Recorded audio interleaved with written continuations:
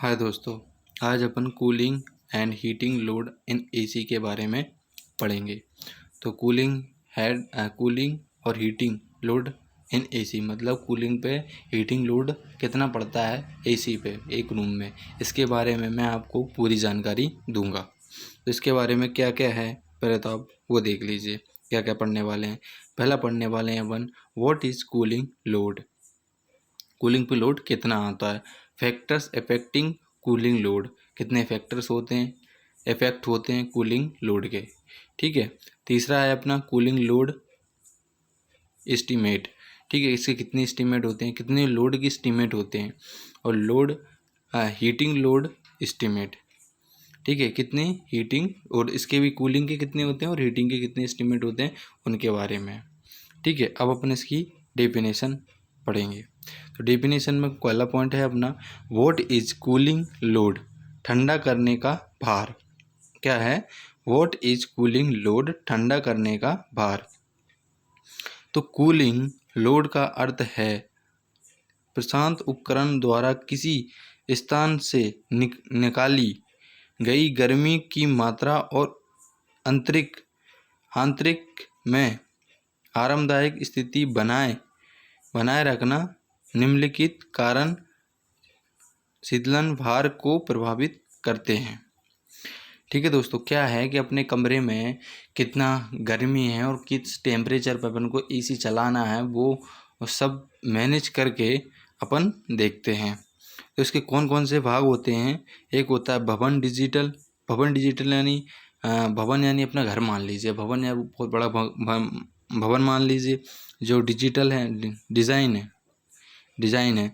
तो उसमें कितना टेम्परेचर होगा, देखिए टेम्परेचर मतलब कितनी गर्मी अंदर आ रही है अपनी। एक तो दीवारों से आती है, आपको पता है कि जब अपने घाम पड़ता है तो अपनी दीवार थोड़ी गर्म हो जाती है, तो गर्म हो जाने के कारण जो गर्मी आती है वो अंदर आती है और एक छत से आती है, एक छत से आती है, किससे आती है, एक छत से आती है और एक दीवारों से आती है। और दूसरी अपनी खिड़की ओपन है या फिर अपन ने सुबह से लेके शाम तक अपन ने या कमरा बंद किया हुआ है तो भी इसमें एक ऑटोमेटिक हीट जनरेट हो जाती है। क्या हो जाती है, ऑटोमेटिक हीट जनरेट हो जाती है। ऑटोमेटिक तो नहीं होती, मतलब ये घाम के अकॉर्डिंग ही होता है। मान लीजिए अगर बारिश हो गई तो रूम ठंडा हो जाएगा, और मान लीजिए अगर बहुत तेज़ गर्मी पड़ रही है तो अपना रूम गर्म हो जाएगा। किससे घर क्यों गर्म हो जाता है, एक तो दीवारों से हो जाता है और दूसरा छत से हो जाता है। ठीक है दोस्तों, अब तीसरा अपना बाहर का मौसम के ऊपर डिपेंड भी करता है। क्या करता है, बाहर के ऊपर मौसम के ऊपर भी डिपेंड करता है। बाहर का मौसम कैसा है, गर्मी वाला है ठंड वाला। मैंने अभी बताया आपको दोस्तों को कौन सा सीज़न चल रहा है, आप तो ये देख लिया। मान लो गर्मी का सीज़न चल रहा है तो रूम ज़्यादा लोड एसी के ऊपर ज़्यादा लोड पड़ेगा। मान लीजिए बरसात का मौसम चल रहा है तो एसी के ऊपर कम लोड पड़ेगा। ठीक है, मान लीजिए अगर ठंड का मौसम चल रहा है तो फिर कोई दिक्कत ही नहीं है। ठंडों के मौसम में से वैसे ही सब ठंडा रहता है तो इतना इफेक्ट पड़ता ही नहीं है एसी पे, और एसी की ज़रूरत भी नहीं होती। मैं तो ये मानता हूँ कि एसी की ठंडों में कोल्ड के मौसम में, कोल्ड की सीज़न में एसी की ज़रूरत ही नहीं है, फ़ैन से ही काम चल जाता है। फ़ैन भी मामूली, या मान लीजिए कभी मौसम गर्मी का रहा, मौसम थोड़ा तापमान में रहा तो अपन को फ़ैन की ज़रूरत पड़ती है। वैसे आमुदायक अपन खुद घाम में बैठने जाते हैं। ठीक है, गर्मी में अपन घाम से बचते हैं और ठंडों में अपन घाम में बैठने जाते हैं। तो वही है ना, ठंडों में अपन को एसी की ज़रूरत पड़ती है, तो एसी के ऊपर कोई लोड ही नहीं होता है भाई। ठीक है, ठंडों में एसी के ऊपर लोड ही नहीं होता। बाहर का मौसम का मतलब ये है कि बाहर का मौसम या कौन सा अपना वेदर चल रहा है, ठीक है, उसके अकॉर्डिंग भी अपने एसी के ऊपर लोड कितना होगा, कूलिंग कितनी होगी, ये सब पे इफेक्ट पड़ता है। रहने वाले मतलब अपना शरीर, बॉडी टेम्परेचर। आपको पता है कि अपने बॉडी टेम्परेचर में से भी गर्मी निकलती है, अपनी बॉडी में से भी गर्मी निकलती है। तो इसी का मतलब अब रूम में कितने जने हैं, मान लीजिए 2 जने हैं तो लोड ज़्यादा रहेगा। अपन एक तो कमरे में जो बाहर से गर्मी आ रही है वो, और एक अपन में से आ रही है वो, तो डबल लोड हो जाता है। मान लीजिए अगर एक बार कमरा ठंडा हो गया तो फिर नॉर्मल हो जाता है, या फिर उसको अपन बार बार बाहर अंदर हो रहे हैं तो जो बाहर अंदर होने में जो अपना गेट ओपन होता है ना, तो उससे जो बाहर की गर्मी जो अंदर आती है फिर उसको एसी पर उसको फिर अफेक्ट पड़ता है, फिर दोबारा इफेक्ट पड़ता है। क्योंकि जो बाहर से गर्मी आई है उसको भी तो वो ठंडा करेगी ना। तो वो क्या है, या फिर अंदर रहो या फिर बाहर रहो, रूम को ठंडा होने दो, एक बार आओ बस तसल्ली से बैठो सो। ठीक है। फिर क्या आंतरिक उपकरण, ये अपना आंतरिक उपकरण है। ठीक है, अब अपन पॉइंट पढ़ेंगे कूलिंग लोड एस्टीमेट। एस्टीमेट मतलब क्या होता है, कूलिंग लोड एस्टीमेट का मतलब होता है कूलिंग लोड अनुमान। अपन अनुमान कर रहे हैं, अनुमान लगा रहे हैं, तो क्लियर तो किसी को पता नहीं होता भाई। एसी है तो अपन उसको कोई अपन उसका कोई क्या, अपन उसका कोई क्या मतलब नाप तो ही नहीं रहे, मेज़र तो कर ही नहीं है कि टेम्परेचर इतना कर रही है, या कभी किसी ने उसको मेज़र किया होगा तो किया होगा, मगर मुझे कोई आइडिया नहीं है मतलब कितना, मतलब अपन अनुमान ही लगा सकते हैं, लगभग में बता सकते हैं कि हाँ इतना ऐसे होता है, इतना इतना हुआ होगा। ठीक है। अब जिसमें लिखा है एयर कंडीशन के लिए कूलिंग लोड को वर्गीकृत किया जाता है। क्या किया जाता है, एयर कंडीशन के लिए कूलिंग लोड को वर्गीकृत किया जाता है। वर्गीकृत मतलब बांटा जाता है। एयर कंडीशन के लिए कूलिंग लोड को वर्गीकृत किया जाता है। किस किस में किया जाता है, देखिए। एक तो इसमें किया जाता है कमरे का भार कितना है, और कुल भार कितना है, और फिर कमरे का भार कितना है, इसके ऊपर क्या करता है, डिपेंड करता है कि कौन कितना क्या होगा, क्या फिर तभी तो अपन मेजर कर पाएंगे। मान लीजिए अपन कमरे का भार पता ही नहीं है, तो पर तुम कैसे लोड दो चीज़ में से एक चीज़ तो डिपेंडेंट होना चाहिए, या आपको एसी का टाइम भार पता होना चाहिए कि कितने सेकंड पर यार, मतलब कितने वो छोड़ रही है कूलिंग, या फिर अपन को कमरे का भार या मतलब टेम्परेचर पता होना चाहिए कि अपने कमरे का इतना टेम्परेचर है। किसी ना किसी का एक चीज़ का अपन को अगर वैल्यू मिलेगी तभी तो अपन टोटल वैल्यू निकाल पाएंगे। या एक चीज़ की वैल्यू निकालेंगे, एक चीज़ की निकल गई तो दोनों चीज़ की वैल्यू मिल गई, दोनों चीज़ की वैल्यू मिल गई तो अपन प्लस करके अपन दोनों की टोटल वैल्यू निकाल देंगे। ठीक है ना, क्या निकाल देंगे, टोटल वैल्यू निकाल देंगे। चलो अपन अब आगे बढ़ते हैं। देखिए दोस्तों, अब क्या होता है, अब आगे देखते हैं।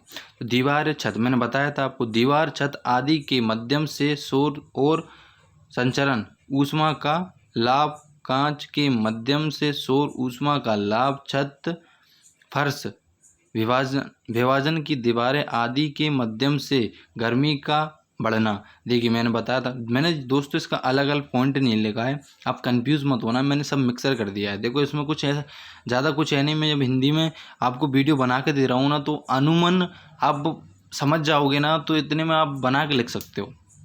ठीक है, मेरा मतलब पर्पस यही है। हिंदी में मैंने अधिकतर यूट्यूब पे देखा है कि सब इंग्लिश मीडियम में पढ़ा रहे हैं, तो मैं एक हिंदी मीडियम का बच्चा हूँ, तो मैं हिंदी मीडियम में आपको वीडियो अपलोड कर रहा हूँ। ठीक है, अगर हो सके तो वीडियो अगर मेरी पसंद आती हो तो लाइक कमेंट और शेयर ज़रूर करना दोस्तों। ठीक है, अपन हम देखते हैं। दीवारों छत आदि के मध्य से और सौर और संचारित ऊष्मा का लाभ, कांच के माध्यम से सौर ऊष्मा का लाभ, छत फर्श विभाजन की दीवार आदि के माध्यम से गर्मी का बढ़ना। इन सब चीज़ों से क्या होता है, कमरे की गर्मी बढ़ती है। ठीक है, क्या होता है, इन सब चीज़ें बढ़ती है, मैंने बताया दीवारों से बढ़ती है, छत से बढ़ती है। ठीक है, अपनी खिड़की ओपन है तो बाहर से अगर कोई एयर आ रही है या हवा आ रही है तो उससे भी अपनी गर्मी बढ़ी, या फिर खुद जो कमरे में कोई व्यक्ति है या वो बाहर अंदर ज़्यादा हो रहा होगा तो उससे भी गर्मी बढ़ रही होगी। समझ रहे हो ना दोस्तों, मेरे कहने का मतलब क्या है, आप अच्छी तरीके से समझ गए होंगे। ठीक है, फिर क्या है अपना बढ़ना, फिर क्या है घुसपैठ लोग प्रकाश उपकरण आदि। फिर घुसपैठ लोग मतलब जो कमरे में व्यक्ति है उसके बारे में।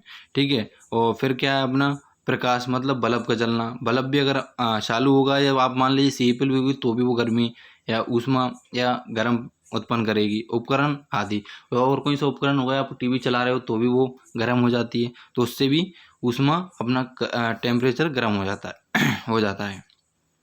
ठीक है, फिर क्या है आपूर्ति वाहन ऋषभ पंखे की शक्ति, अब मैंने बताया आपूर्ति वहन ऋषभ पंखे की शक्ति। तो क्या है, अब उन पंखा चल रहा है वो भी गर्म होके वो भी क्या करेगा, गर्म थोड़ी गर्म करे। मान लीजिए वो अपन को ठंडी एयर देता है मगर वो भी गर्म हो जाता है, तो उसमें भी गर्म जो उससे हवा टकराती है तो वो भी गर्म हो जाती है। तो मान लीजिए वो नीचे देगा वो तो ठंडी देगा, वो तो उससे जो टकराएगी वो तो गर्म होगी ना भाई, वो तो गर्म होगी ना, ये तो मानते हो ना। और अब मान लीजिए आप कूलर चला रहे हो तो वो उसको पीछे से जो एयर आती है वो तो गर्म ही आती है ना भाई, तभी तो वो ठंडी करके अपन को बेचता है ना। इतना तो समझते हो कि जब कोई अपना पंखा या कोई कुछ कूलर वगैरह चल रहा होगा तो जो बाहर से एयर आएगी तो वो अपन बाहर बाहर से एयर आएगी, वो गर्म ही आएगी, वो गर्म को ठंडा करके तभी तो भेजेगा ना अपन। ठीक है ना दोस्तों। अब अपने आगे क्या है, कमरे की गुप्त कमरे की गुप्त गर्मी घुसपैठ। अब मान लो कोई कमरे में घुसा तो उसमें गुप्त घुसपैठ हुई तो उसके साथ क्या आई, गर्म हवा आई, तो उससे क्या एसी पे लोड पड़ेगा, कूलिंग पे लोड पड़ेगा। मान लीजिए कूलिंग पे लोड पड़ा तो मतलब अगर गर्म हवा कमरे के अंदर आएगी,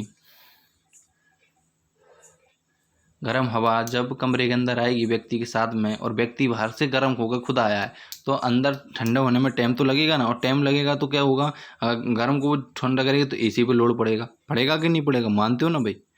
ठीक है, अब अपन आगे बढ़ते हैं। आगे बढ़ने कुल भार, संवेदनाशील गर्मी और भारी हवा की संवेदनाशील गर्मी, द्वितीय प्रभावी कमरे की समझदारी गर्मी। ठीक है, अब अपना थर्ड पॉइंट क्या है इसमें, रिटर्न डक्स हीट गेन। ठीक है, फिर है गुप्त गर्मी में प्रभावी कक्ष अभिव्यक्त, द्वितीय भार की गुप्त गर्मी, रिटर्न डिस्क लीकेज की महाकुल ताप डिटेंट। ठीक है, अब अपना लास्ट पॉइंट है हीटिंग लोड यानी ताप भार।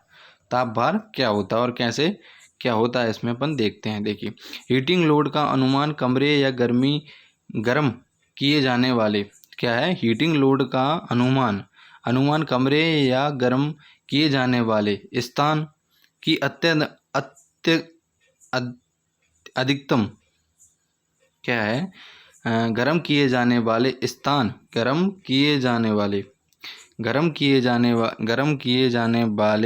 अधिकतम संभावित गर्मी होने के आधार पर तैयार किया जाता है। इस दौरान निम्नलिखित कारकों पर विचार किया जाना चाहिए। गर्मी बार क्या होता है, संचारित ताप हानि और शोर विकिरण। संचारित ताप हानि मतलब आप समझ ही गए होंगे। ठीक है दोस्तों, ऐसी वीडियो देखने के लिए हमें लाइक करें, कमेंट करें और हमें सपोर्ट करें। दोस्तों अगर मेरी वीडियो पसंद आ रही हो तो हमें ज़रूर सपोर्ट करें। जैसे में आप कमेंट कर सकते हैं आपको कौन सी वीडियो चाहिए, किस मैं समझा रहा हूँ नहीं समझ में, तरीका चेंज करूँ, क्या है क्या नहीं है प्रॉब्लम मुझे बताइए, और अब हमें सपोर्ट ज़रूर कीजिए। वीडियो देखने के लिए थैंक यू सो मच।